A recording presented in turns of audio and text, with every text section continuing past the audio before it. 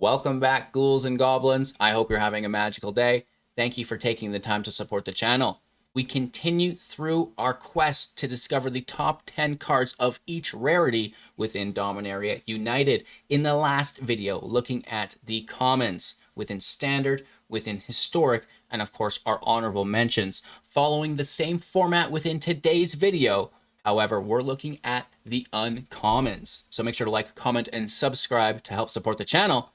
And here are the top 10 commons within the standard, constructed, and I believe also for the majority limited formats. The cards are in no particular order. We are just separating them by the categories of standard, historic, and of course the honorable mentions. Yavimaya, Iconoclast.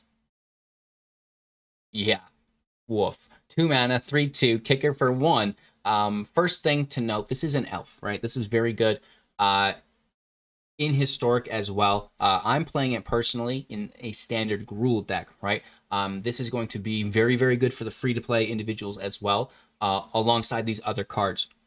Easy to obtain a full collection of commons and uncommons through the drafts and just, opening some packs as well, right? It's the first thing or first part of your collection that you'll finish. It gets better, though. It's 3/2 with trample. Kicker for 1. If you kick it, when it enters, it gets a +1/+1 counter and gains haste until the end of turn, right? So for 2 mana, 3/2 with haste, with trample, pretty good.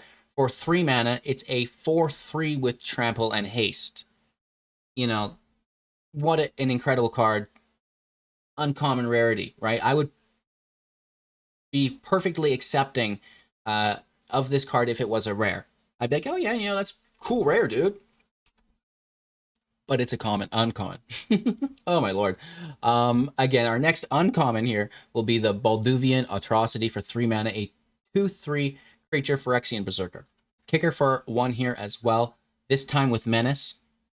When it enters the battlefield, if it was kicked, return target creature with mana value 3 or less from the graveyard to the battlefield. It gains haste. Sacrifice it at the beginning of the next end step. That's incredible. It's 4 mana. You get a 2/3 with Menace plus another creature from your graveyard with mana value 3 or less that gains haste for the turn. It could have an ETB effect. It could have a death trigger. You could sacrifice it with something else before it self-sacrifices to gain value from it as well. Wow, good card. A ton of value here. This is going to be played in multiple formats, I'm sure. What a fantastic free-to-play card. Tail Swipe for 1 at instant speed. This is green. Choose target creature you control and target creature you don't control. If you cast a spell during your main phase, the creature you control gets +1/+1 until the end of turn. Then those creatures fight each other. Smells like Blizzard Brawl, baby. There is no indestructible. However, there is also no snow permanent requirement. You get the +1/+1 if it's main phase. Blizzard Brawl was always main phase as it was sorcery speed. This can be instant speed. That is good. That is, I think, better than Blizzard Brawl, in my opinion, almost. I liked the indestructible, but the instant speed here, holy Toledo's, that can get dirty. So look out for untapped green mana, literally when you do anything in limited. And I think we're going to make the most out of this in a few free-to-play decks as well. Joint Exploration for 2 mana, instant speed, kicker for an additional 1 within green. Scry 2, then draw a card. If it was kicked, you may put a land card from your hand into the battlefield. Oh my gosh. So for 3 mana, scry 2, draw a card, put a land into play at instant speed. Again, I would be perfectly accepting of this card if it was a rare, right? Like, what? Wow.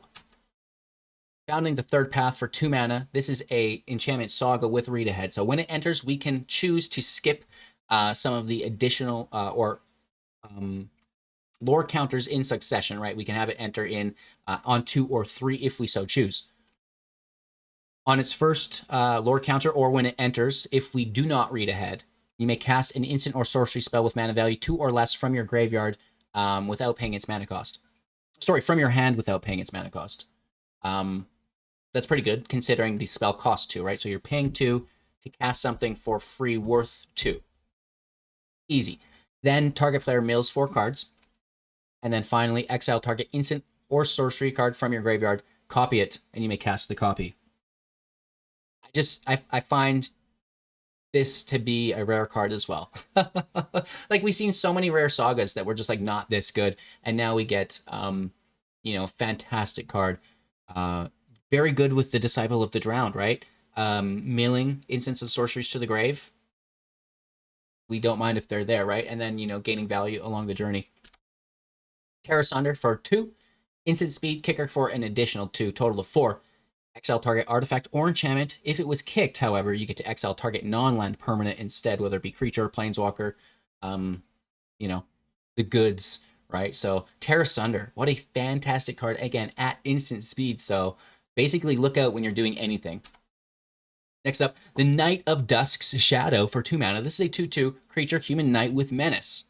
Your opponents can't gain life. Okay, cool, dude. That's awesome. We can also pay 2. The Dusk Shadow will get +1/+1 until the end of turn. So, this is a fantastic mana sink, stopping any life gain. Not that Righteous Valkyrie's around anymore, but, life gain will still exist. Then we have the Hurlun Battle Hymn for 3 mana, instant speed, dealing 4 damage to target creature or planeswalker, kicker for an additional 1 planes. If it was kicked, you gain 4 life. 4 damage to creature or planeswalker, and potentially gaining 4 life, 3 or potentially 4 mana. Seems really good, especially when, that Boros deck was, and they're just going to use this too, don't get me wrong, it's not going to make the situation better. However, to remove an aggro deck's creature is great, but they're just going to play something else with haste. So if we can remove their creature and gain some life, a little bit more wiggle room. Fires of Victory for 2 mana, also at instant speed. Kicker for 3, a total of 5. If the spell was kicked, draw a card. And then Fires of Victory will deal damage to target creature or planeswalker equal to the number of cards in your hand. No maximum hand size, go to town. Even 7 damage for 2 mana at instant speed is ridiculous. Good chance you have 3 cards in your hand, right? The kicker will draw a card also, and it's at instant speed. So, I think that this is a fairly decent card. Cut Down for 1 mana. I've secretly been telling people that this is a bad card, but I'll let you in on it. It's all right. Just don't play it, okay? Please just don't play this card against me. Instant speed for 1, destroy target creature with total power and toughness 5 or less, right? So 2 3s, 3 2s, 1 4s, 4 1s, 0 5s, things like this. Doesn't kill everything, but it kills enough. Instant speed as well. Cool, dude. And then we're back to the start. And those are, kind of what we'd expect for, the constructed standard goodies. Now we move into some historic goodies. Combat Research for 1. It's not to say that these cards won't be playable in standard. I do think that within the right build they are. Enchantment Aura, enchant creature has whenever this creature deals combat damage to a player, draw a card. As long as the enchanted creature is legendary, it gets +1/+1 and has ward 1. Smells Like Curious Obsession might even be a little bit better. It does not force you to sacrifice your creature if you don't attack this turn, right? And potentially, if it's legendary, which probably won't be, +1/+1 in ward. So it's interesting. It's a I'm sure those mono blue tempo decks would love to run Curious Obsession and Combat Research, right? Ellis Ilkor Sadistic Pilgrim for 2. 2/2 Death Touch, legendary creature, Phyrexian Core Cleric. The Cleric here is, a nice distinction. Whenever another creature enters the battlefield under your control, you gain 1 life. Enters the battlefield, not is cast. So tokens will trigger this. Whenever another creature you control dies, each opponent loses 1 life. All right, so I'm just going to play this with my meat hook, and we'll all have a fun time. The Relic of Legends for 3. Artifact, add mana of any color. Tap an untapped legendary creature you control. Add 1 mana of any color. Holy, that's cool. So not only is this a just generic mana rock, 3 mana, tap for something of any color. Cool. We're used to this. However, you get to now just, once it's in play, tap your legendaries. To add mana. But yeah. Okay. Cool beans. And then we're back to Combat Research. And then finally, our honorable mentions. Prayer of Binding for 4 mana. an enchantment with flash. When it enters the battlefield, exile up to 1 target non-land permanent an opponent controls until it leaves the battlefield. We gain 2 life. You know, it's maybe a little bit better than Binding, or Faithful. What is that card called? The 3 mana exile non-land permanent until it leaves the battlefield. This costs 1 more. However, it has flash. That is worth a lot, honestly. It allows you to hold up counter magic. It allows you to hold up draw spell, you know, any other form of interaction. And then if you need, you know, this is still available. So this is very cool. Plus you gain some life, right? So, you know, I'm almost taking this, you know, over the 3 mana exile any day, right? The Battling Mystic for 2 mana, kicker for an additional 1. It's a bird wizard, which is cool for, you know, our bird slash flying friends out there. Does have flying as a 2/1. And when it enters the battlefield, if it was kicked for 1 red source, you get to discard your hand. If you do, draw 2 cards. Right? That's pretty cool, right? 3 mana, 2/1, draw 2 cards, right? You're probably having an empty hand at that point with the kicker cast, so you're not discarding anything, just to draw. I think just it's phenomenal as an uncommon card. Draw 2 cards, late game. It applies early pressure through the flying. You know, that evasion is nice. And then the Phoenix Chick. I can see this played in a competitive deck. 1 mana, 1/1, flying haste, cannot block. Whenever you attack with 3 or more creatures, you may pay 2 red.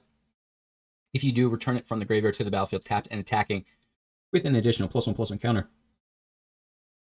Gets me all choked up. A 1/1 with flying and haste is good in itself. It cannot block. Bummer, but you're playing it in an aggro deck anyways, so why block? And then the fact that you can get it back from your grave is a little extra value, right? Definitely not bad. I can see this being played out and about. And then finally, our Prayer of Binding. So that's kind of what we have for our favorite commons and uncommons of the set so far. Of course, the commons were in the past video. Today's video was the uncommons. And in the next video, we're going to take a look at the rares. Uh-oh, we're starting to get into the real cards here. The meat and potatoes of the set, if you will. Thank you all so much for watching. Make sure to like, comment, and subscribe. Let me know, you know, did I miss any cards? Because this is a lot to take in. Just one individual. We've been looking at the set for a few days now. Like I said, we have 30 decks as well to reveal once we're done this series of top 10s. And, you know, I think we've got a pretty good grasp on everything, but we may have missed a few things, right? So feel free, you know, let us know what you think the best commons and uncommons are so far in the corresponding videos and even in the next couple of videos as well. Have an absolute magical day. Can't wait to see you soon in the next. Take care, and I hope you're excited for Dominaria United.